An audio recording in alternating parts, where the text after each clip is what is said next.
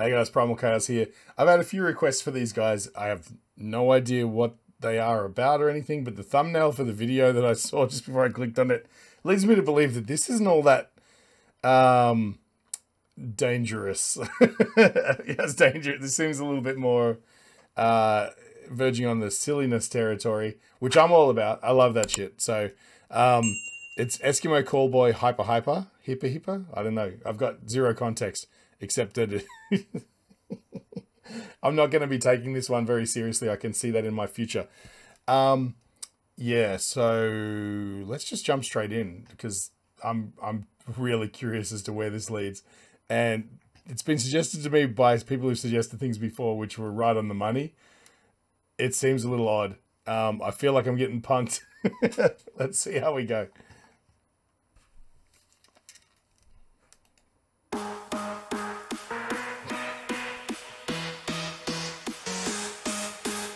Oh, before we go on, I had a quick glean through the lyrics, and this, you know, potentially isn't for everybody. It seems like there's a fair amount of concepts and language that may not sit well with parents of young children. Let's put it that way.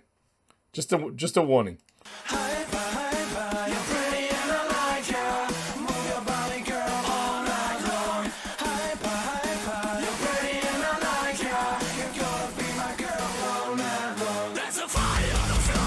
Come on.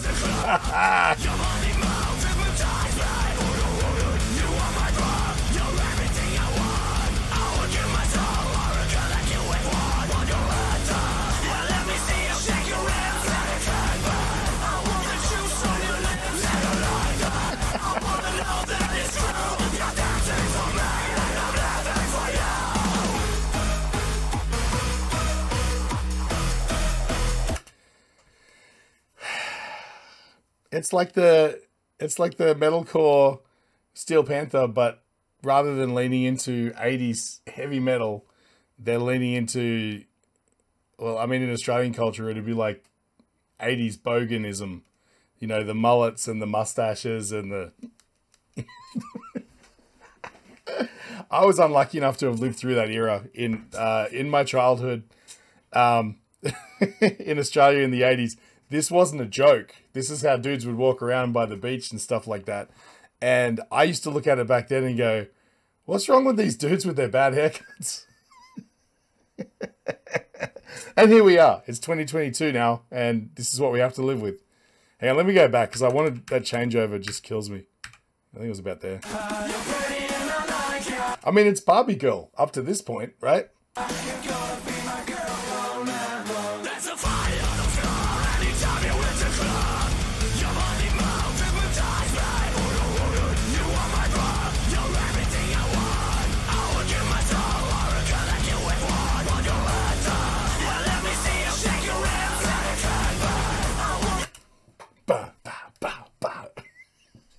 Welcome to the 80s, everybody.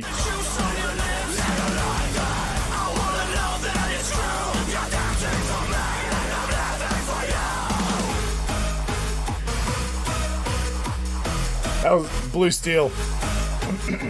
La Tigra.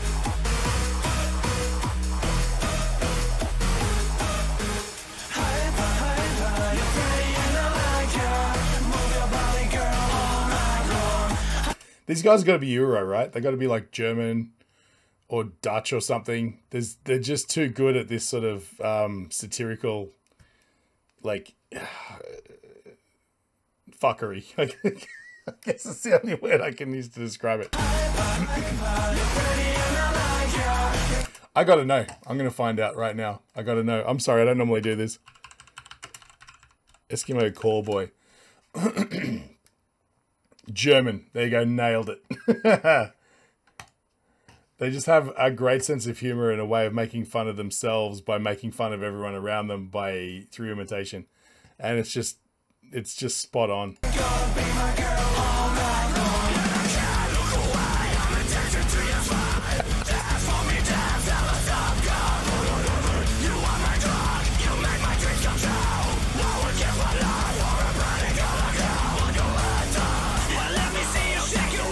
You know, there's nothing super complex about the music, but it just hits all the right notes, right? The energy's right.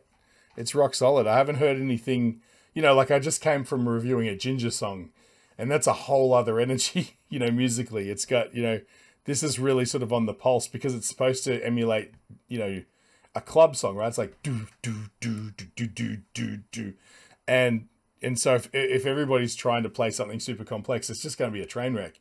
So they're doing everything right. I'm not diminishing what they're doing, but like I said, just coming from doing a song by Ginger, it's it's just breaking my brain. The other question I have is, where do I sign up? I want to join this band. I can learn to speak German. Ich bin eine Berliner? I don't know, whatever.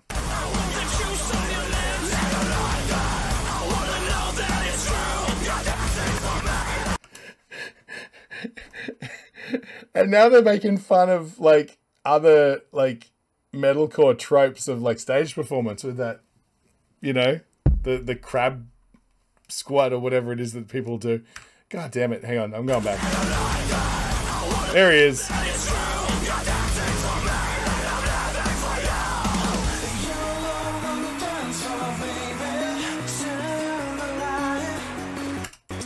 I'm going to make a call here. I feel like these guys were a frustrated metalcore band for many years, and then they grew out of it and they still wanted to play, and this is what they came up with as an alternative.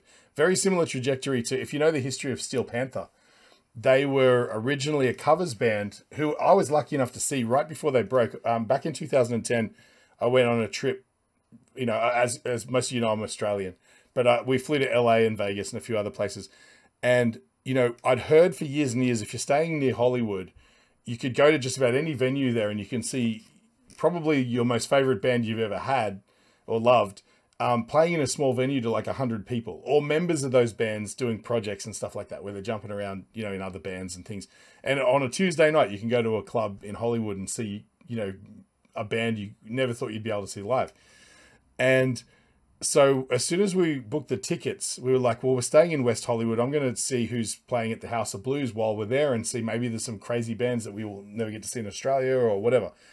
And there wasn't anything really going on, but on the side panel on the website, there was an advertisement for Steel Panther because they had a residency there. They played there.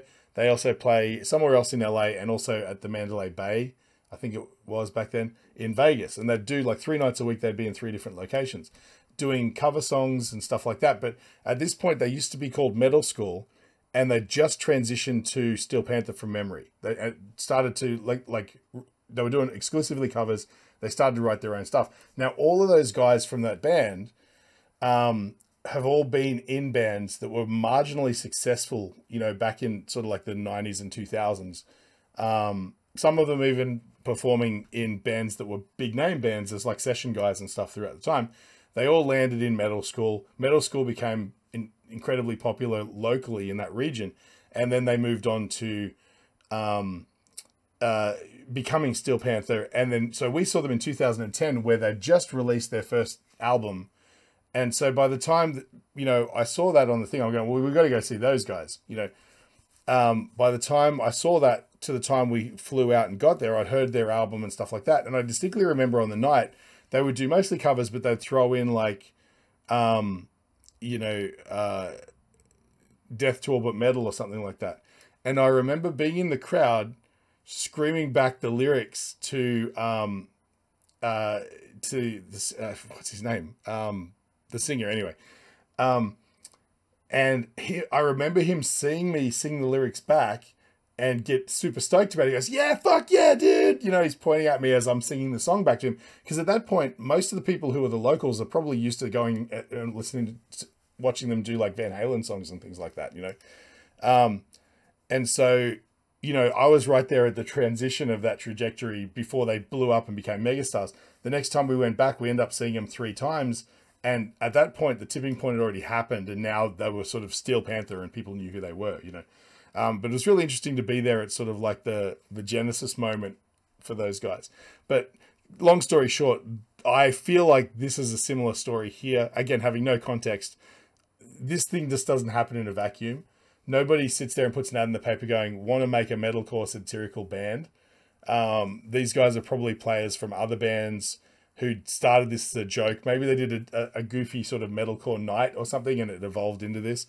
But, I mean, unless this could just be a goofy song in their catalog of normal metalcore songs. I don't know. But they seem to be nailing the vibe.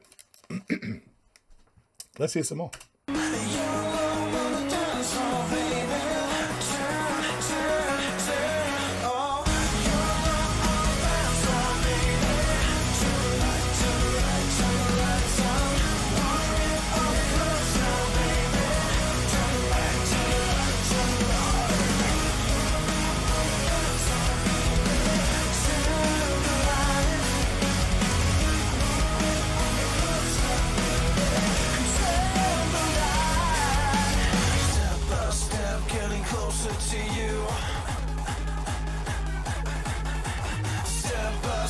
Where did they find these outfits?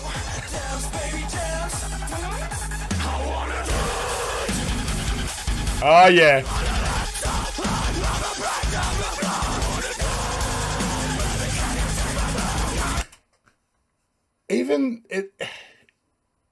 They've managed to construct a filthy ass breakdown, but like, you listen to the guitars. The guitars are completely truncated. They've turned them into synth sounds. Even if it is guitar sounds, I can't even be sure. Because rather than like, it's like, it sounds like a synth. So either they've processed the guitars and chopped them all up in Pro Tools or whatever to make them sound like a club synthy sort of sound. I don't know.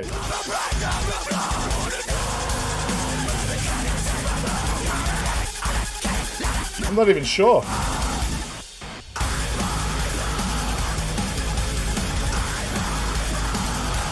What the fuck?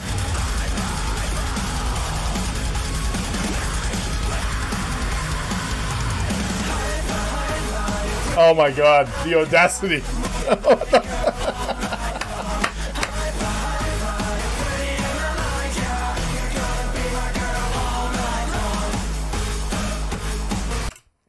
I feel like this is the band that Rammstein wants to be.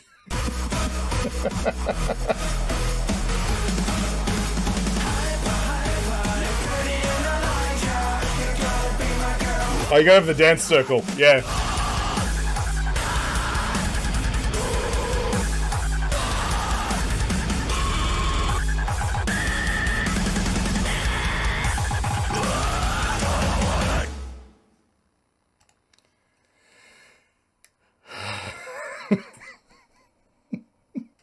I'll be right back. So that was a very colorful music video we just watched, and I'm sure some of you probably missed out on a lot of that color, much like myself. So yeah, if you feel like you might be colorblind, check out Enchroma's website, click the link in the description, it'll take you there. You can get a free colorblind test, find out if you're colorblind, and if so, what sort of colorblindness you have, and pick up some corrective glasses. Just use the code CHAOS in the checkout to get 10% off. Tell them Primal Chaos sent you. All right, so where do I begin? First of all, for everyone who recommended these guys, a few of you have recommended different songs, but whoever recommended these guys, thank you. This was an experience, one that's a little bit different. There's not really too much to talk about musically because, like I said in the reaction, there's a simplicity to what they were doing, and it kind of fits because they're modeling themselves around just cheesy club music. And if you overplay something like that, it just destroys the satire, right? You can't be doing an Yngwie Malmsteen inspired solo or a Nuno Betancourt sort of rhythmic guitar lead solo over something like this and expect it to be taken as seriously if that's what you're going for. Because, you know, with stuff like this, with projects like this, it's purely about fun. You've got to leave the ego at the door, which they've clearly done because no man who has any kind of strong ego would have appeared in this music video. It was just fantastic from beginning to end.